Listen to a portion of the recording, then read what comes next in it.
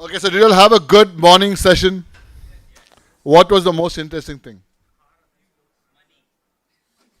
Nice. At least you got the business part right. Yeah, yeah. Good part, right? I mean, you always go to your past to get your future right. And it's a very great learning. So you heard from like what kind of stuff happened. You heard from Druhin the kind of things you should do and shouldn't do. We now have another legend, a veteran from the industry, who's going to talk to you about Production 101, right? And he's going to talk about his life experience in the last 20 years building games in India. To tell us more, I'd like to call up on stage Yogesh Gaikwad from Nazara.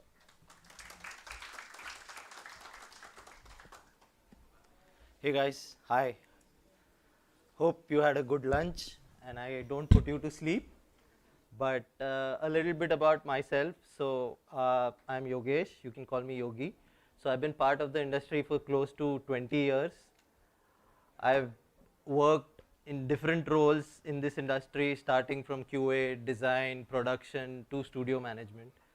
And also I've worked across multiple platforms, PC, console, AR, VR, mobile, and also have built games across different genres, be it racing, strategy, puzzle, MMOs.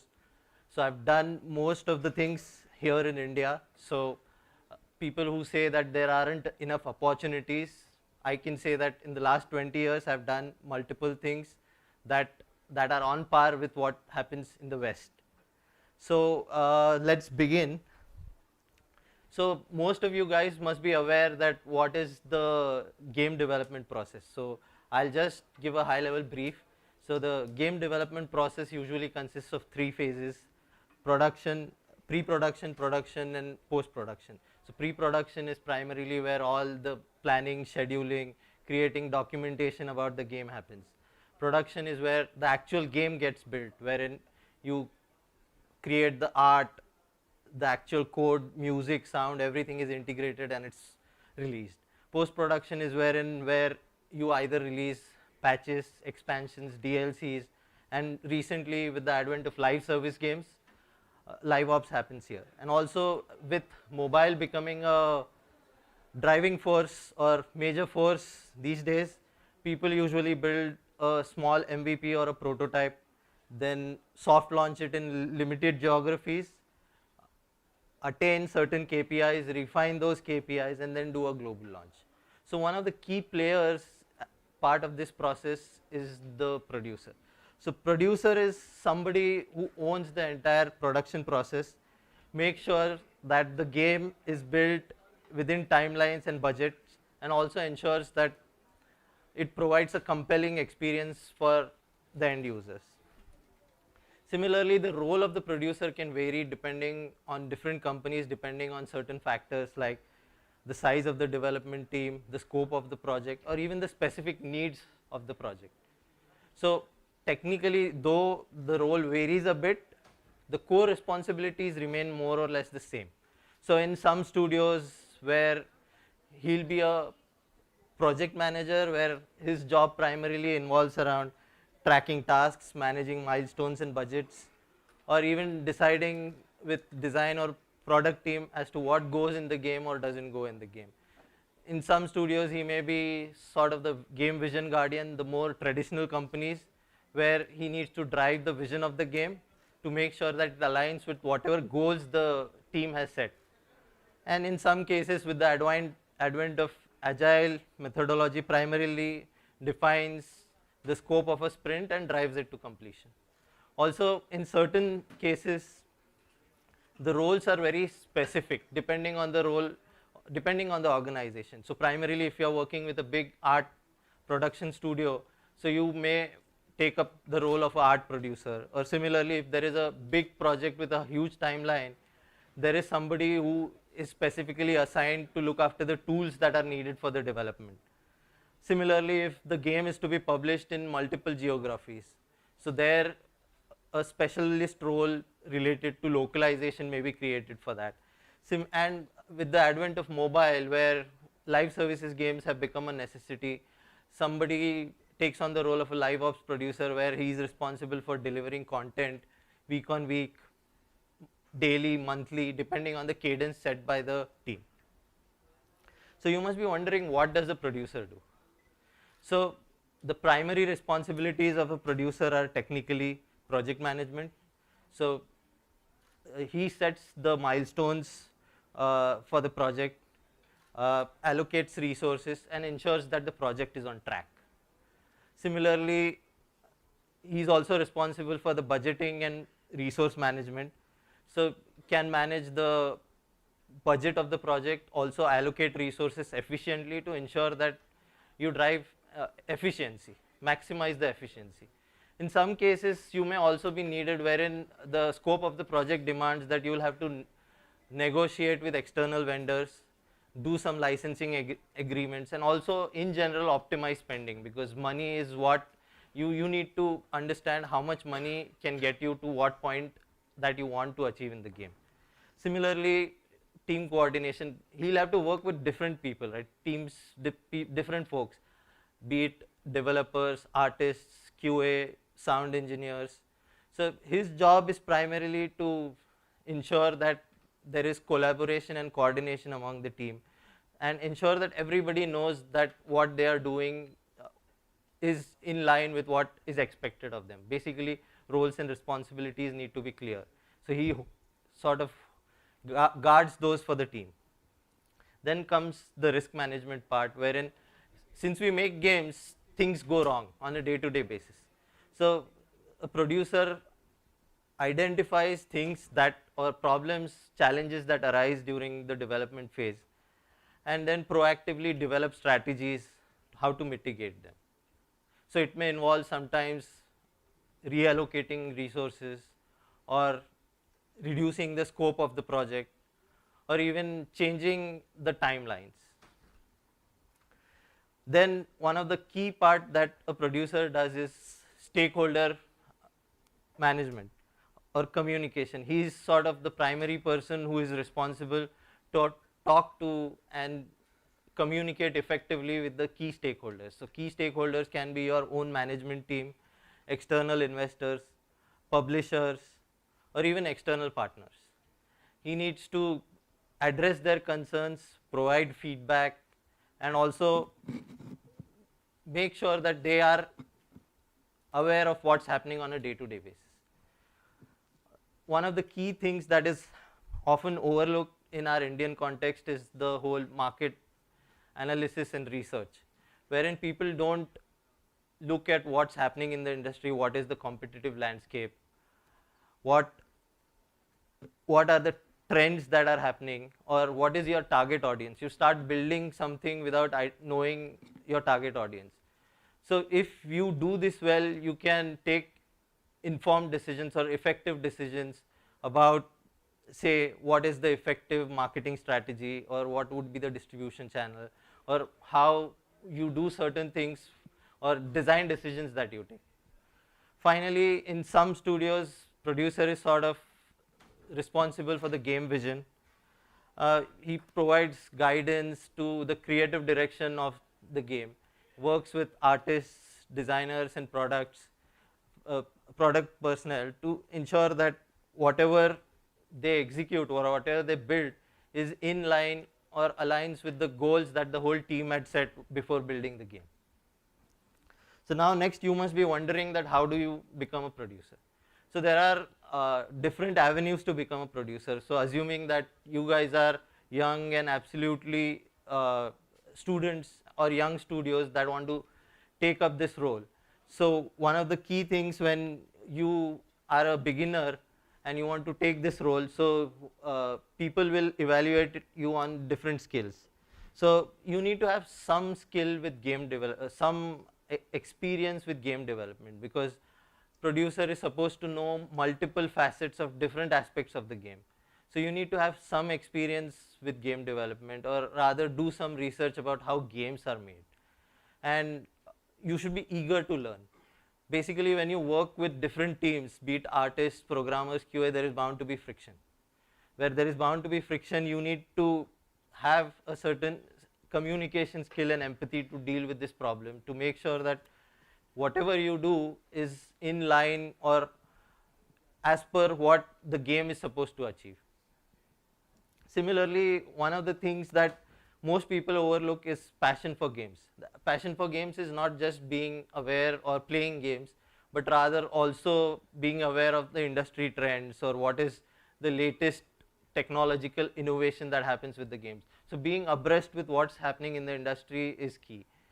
And also, if you want to break in, you need to know a bit of project management, even a bit of exposure to certain tools like Jira or Confluence or any other open source project management tools like Notion. Just a working knowledge or overview should be fine because you will get the training. But if you are an experienced person who has spent some time in a different industry and want to move to this industry, so the key skills that people will look for a producer who has some experience would be some sort of experience with project management or a program management where he's responsible for multiple apps or different even SaaS products for that matter. Then since he has to work with multiple people, one of the key things that is in focus is leadership and team management. How effectively can you manage the team and lead the team to delivering a good product? Then working with teams, again, communication skill and people skills come to the forefront because you also need to be empathetic towards your team. Make sure that you understand their problems to solve their problems. And also problem solving skills matter because every day there is firefighting involved when you build games.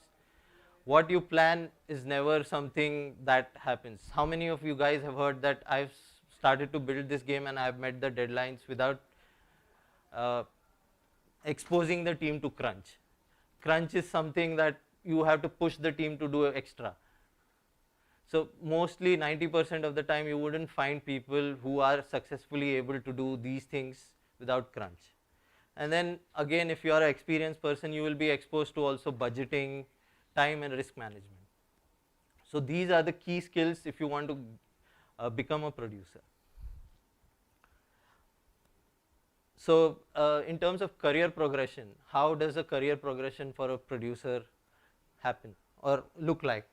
So basically, if you are an absolute fresher or you have some experience in some other discipline, be it QA, art, dev, you have a good chance to get into the industry. So it's sort of breaking in moment where you get into this role. Then it also helps if you have some familiarity with the game development process as to how the art works or how certain development aspects work. Also, you may need to be helping the producer with certain documentation goals because it's sort of an entry level position. You will be also help the producer with certain scheduling or tracking the status or what is happening with the tasks on a day-to-day basis.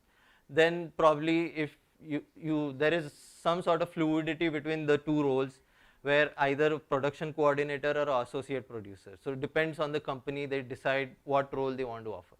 So again, associate producer is also sort of a entry level role wherein your primary job would be to assist the producer. Here it may not involve people management, primarily it will be just project management, and here you will be assigned a small area of the game or a small feature of the game, or in some cases even a small platform. Say for example, if it's a multi-platform game on mobile, so you may be put in charge of Amazon where the primary platforms may be iOS and Android. Then you become either a producer, senior or lead producer. So it's more of a hands-on role. So you will be in charge of the whole feature area or a platform, or even sort of the whole game itself. And it is primarily driven by the size of the development team or the scope of the project, that how big is the project. And here the person involved will also have to do a lot of people management as well as project management. And here it's a more very hands-on role where you're deeply involved in day-to-day running or day-to-day aspects of the game.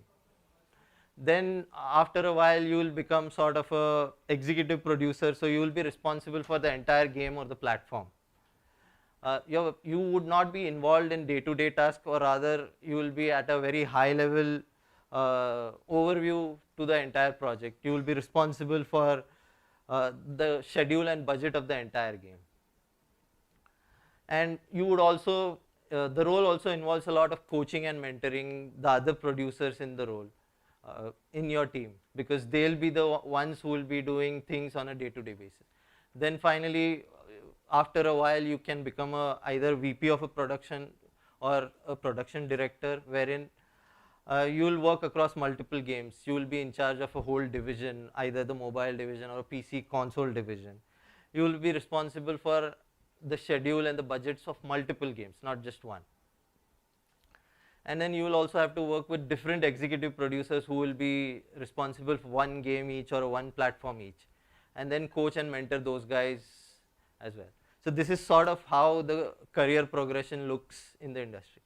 Now coming to what happens in India, uh, as a country, we have different aspects compared to the West. There are certain cultural nuances, or certain interpersonal relationships play a big role in India.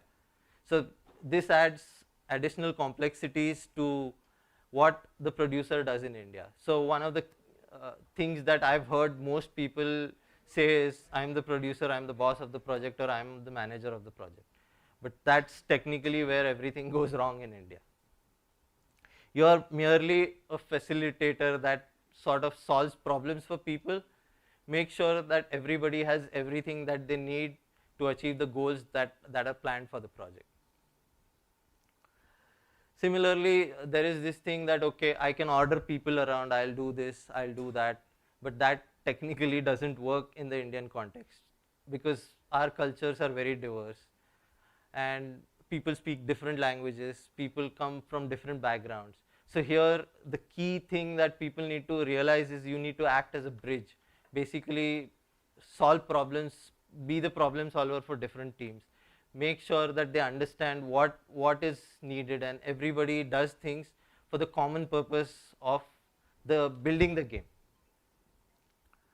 Also, there are people in the team who may not understand certain technical jargon, that an animator comes and tells a designer IKFK is not working properly. So the designer may not understand that. So basically translate that technical jargon to something that people understand, and also understand the perspectives that they have. Also, other thing that is there is that you need to know different aspects of the game development cycle, or the process. So basically you can be a jack of all trades, because you have to work with multifunctional teams. So you will have to work with design, you will have to work with art, you will have to work with product, you will have to work with QA. So you need to know a bit of everything. So tomorrow a marketing person may come and say, ask the art guys to create a 2x2 matrix. So the art guys may not understand that. So the producer needs to sort of facilitate that why and what is needed, what is the perspective behind that, and technically they may not be skilled at that, doing that thing. So help coach and mentor those guys to do exactly what is needed.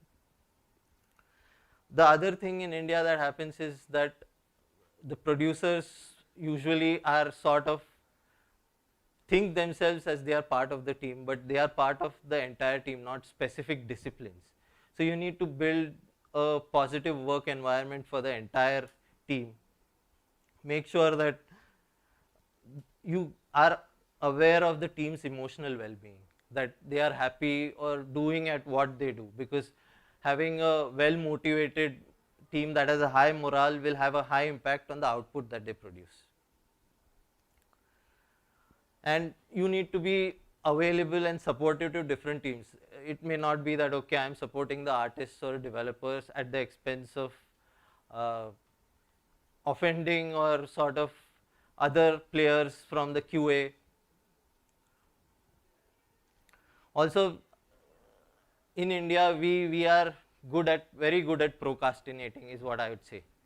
So we are very reactive, we are not very proactive. But in game development, being reactive is very expensive. So here you need to be proactive and make sure that you see problems and work towards solving them. The other thing that happens in India is that we are very bad at saying no, or we have this chalta hai attitude that okay, we'll do this, we'll do that, just to get the game out.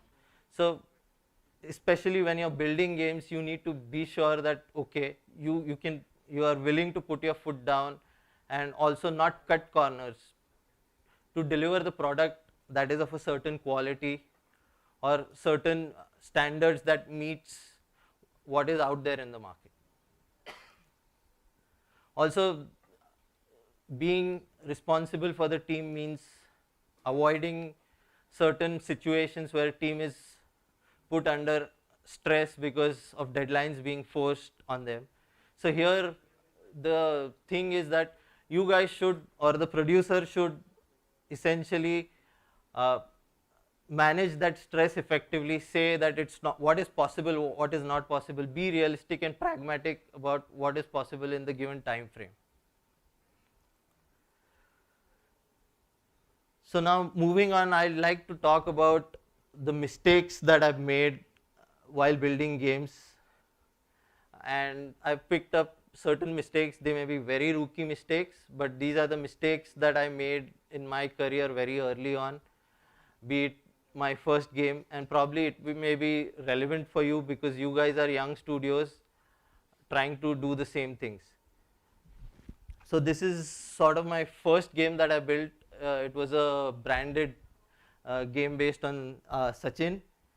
So it was supposed to be a very simple game to be built in a timeline of 2 weeks. A very small team, one developer and one artist. It was sort of a single screen game where you had to just tap the ball. There were different power-ups. You need to collect the power-ups. And this was way back when there were still feature phones around. There were no app stores. So we had to deploy our games through either Airtel, Vodafone, Reliance, those kinds of things. And it was sort of the first game that I tried my hand at production. So during the production, we ran into few issues. So for the first issue that came across was we overshot our timeline by almost 100% because didn't anticipate the performance on the low end devices, because that time it was the time of feature phones. The phones were segregated as per the screen sizes, and the RAM those days was really low. It was like 64 KB or 128 KB. Also, the other thing is the typical Jugaad way of working.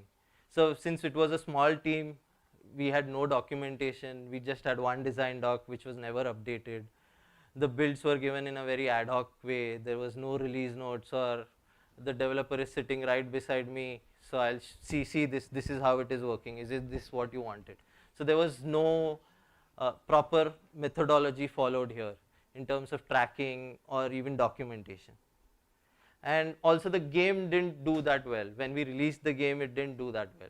Also for that point of time, it was probably priced very high at 99 rupees. So the learnings here is for me were that always learn to document things, be it any technical changes, design docs, bugs, or any communication that you do, it should always be tracked. So you always have a reference to go to. If you have that, life becomes much easier. Also, this was a game that me and my friends wanted to build because we thought that okay, this is something that will work. So essentially I see many developers making a similar mistake, that this is what I want to build, without thinking what the end users or the audience would want. So always think about the end users, that what would they be looking for in a game. Also, we priced the game at 99 rupees. We didn't do any market research. We thought okay, it's a branded game, other branded games also sell at 99 rupees, so let's do this. So this is another mistake, that when you release a game, do proper market research and analysis to figure out what you're putting out, what is out there in the market, what is your competition, what are their retail strategies, what is their price point, what are the features that they offer. Also, the other key learning that I had was, as most of you know, that 90% of the games that we build usually are not finished, and the assumptions that you start with never go as per whatever you plan. It never goes as per whatever you plan. So you will have to learn to adapt midway and be flexible enough and use that mistakes that you made from your first game to the next game so that you don't make those mistakes again. Then coming to the second game that I built, so it was the first time that I was working with uh, a licensor and a liaison team, and also the game had localization. It was based on a popular TV show called Hole in the Wall. So again, it was at a small startup where it was my failed startup early in my career, where it was a very small team. We had 2 developers, 2 artists, and we had outsourced QA. And since it was a startup, I was playing multiple roles. I was also the designer on the product, I was also the producer on the product, and also did a bit of QA on the product. And it was again a game that was to be shipped in a period of 4 months. During the production phase, I being the designer, I was not satisfied with certain features. So it led to a lot of changes, and my designer sort of persona took over the producer persona, where I was not satisfied with what was perceived or what was supposed to be going in the game. And when that happens, especially when you work with a licensor or a liaison team, you will always need approvals from that team. So when the approvals are needed, additional time is required for getting those approvals. And since there was also a liaison team in between, basically between the licensor and us, had to commit to certain deadlines because they wanted the game to be shipped in a certain timeline without involving certain important relevant folks. Right? See, that is a mistake that usually most people do. Assume that, okay, if I can do it, some programmer can do it in the same timeline. But you may not be aware or be realize the actual capabilities of that person, and you commit on that person's behalf, that would lead to sort of delays or wrong assumptions. And also, since this game was supposed to be shipped on time, it had a hard deadline, so I had to add additional resources, and there was unnecessary rush because we had to meet the deadline. That led to a lot of crunch and burnout among the team. So my learnings from this is that when you're building a game, don't chase perfection or don't think that what you want should be there. Be pragmatic about it. So for example, if you're building a game on mobile, be sure that you evaluate what impact it would have on the game. So assume that you want a cap in a certain way, and on a small screen the cap would be visible only this much, and you're spending 2 weeks to get it perfect. That wouldn't be a pragmatic approach to building that feature. Then, especially when you're working with projects that have hard deadline, build adaptability in the game. Have some buffer to factor in delays that may happen due to approvals or certain changes that may be needed from time to time.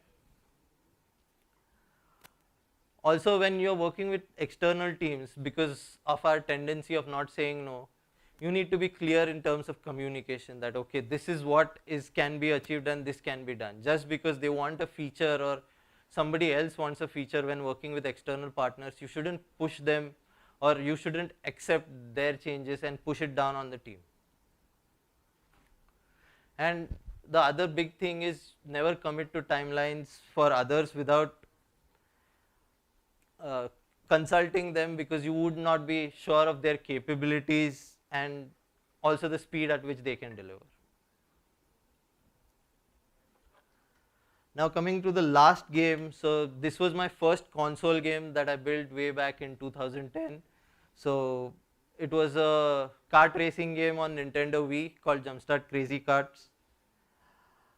This time I had a relatively big team, 4 programmers, 1 designer, dedicated QA.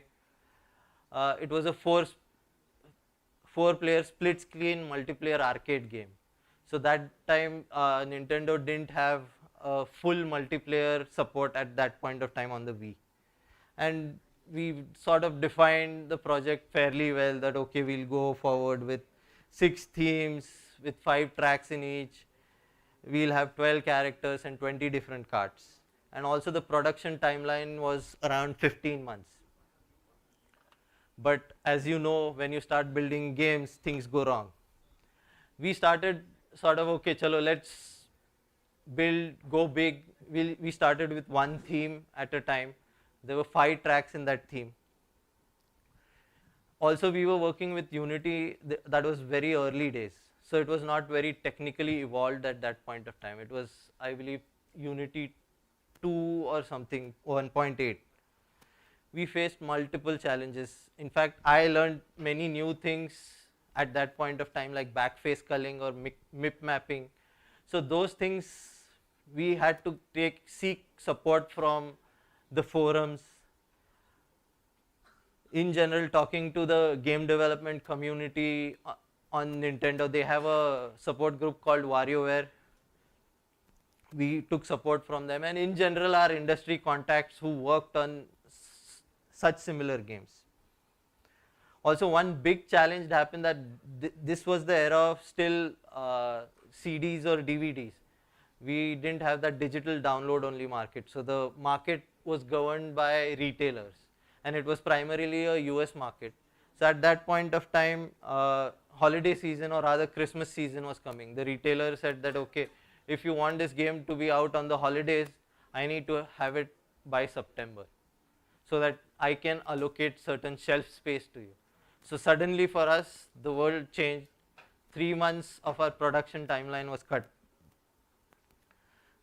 And as usual, what happened? Panic hit, people were running around.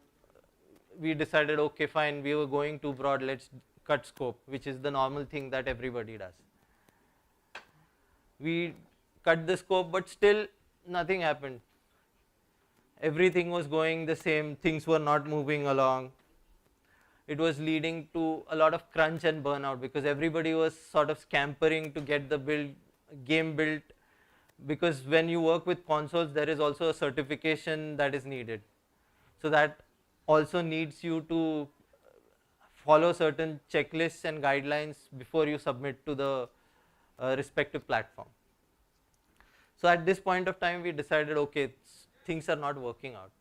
So let's go back to the drawing board and rework the entire strategy. So we decided, okay, fine, let's do one thing. Let's start with just one single track and build most of the features that we want as part of the game, that we intend to be in the final version of the game. Also, one thing that we were not leveraging is there were people who also had additional skills. So we had an animator who could do a bit of texturing. We had an environment artist who could do a bit of modeling. So technically, since we were just focused on building a small segment of the game, we leveraged their interdisciplinary skills, that okay, the animator can also help with texturing. So it was sort of maximum utilization of efficiencies of people.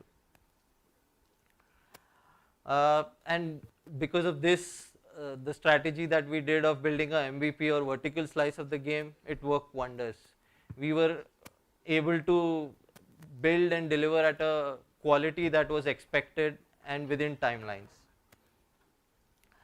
And the good news for us was we also submitted. So there is, for Nintendo, there are 3 certifications that are needed to publish on Nintendo. So there is a pre-lot check, a lot check, and lot check 2. So luckily we passed the certification in lot check 1 itself, and we were able to submit. So few key learnings while working on this were that sometimes when things are not working, it always helps to go back and start with a clean slate. Certain plans that you make may not work. So in those cases, for those plans, it's better to go back and rework on those plans. Also, one rookie mistake that I see many developers make these days is going too broad. We will add features, or the scope creep that happens. Rather start small and build something that you are confident of being able to achieve that quality and deliver. The other aspect is the people aspect, that is very important. When you are responsible for a team, just because you want to ship the game shouldn't mean that you will not consider the team. Crunch and burnout is a big issue across the games industry and India as well. So you need to be very cognizant of the fact that, okay, what happens if the team is not happy or the team morale is low. If the team morale is high or the team is well functioning, it impacts the quality and the velocity of the team in a big way.